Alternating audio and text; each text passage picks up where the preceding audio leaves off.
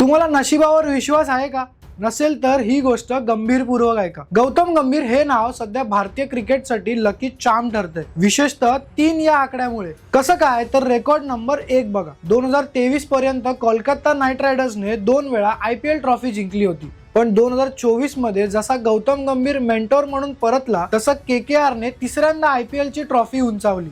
आता असाच एक योगायोग टीम इंडियासाठी पण आहे। जुलै 2024 मध्ये गंभीर हेड कोच बनला आहे आणि 2025 मध्ये टीम इंडियाने चॅम्पियन्स ट्रॉफी जिंकली। ही आपली तिसरी चॅम्पियन्स ट्रॉफी होती।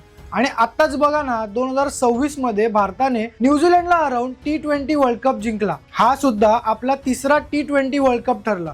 आता लक्ष आहे 2027च्या वन डे वर्ल्ड कपवर।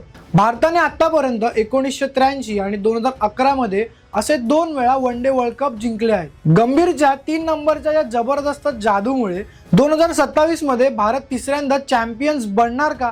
आता कोच म्हणून तो भारताला तिसरं विश्वविजेतेपद मिळवून देणार का? तुम्हाला काय वाटतं? कमेंट्स मध्ये नक्की सांगा आणि अशाच अपडेट्ससाठी सबस्क्राइब करा जबरी खबरीला।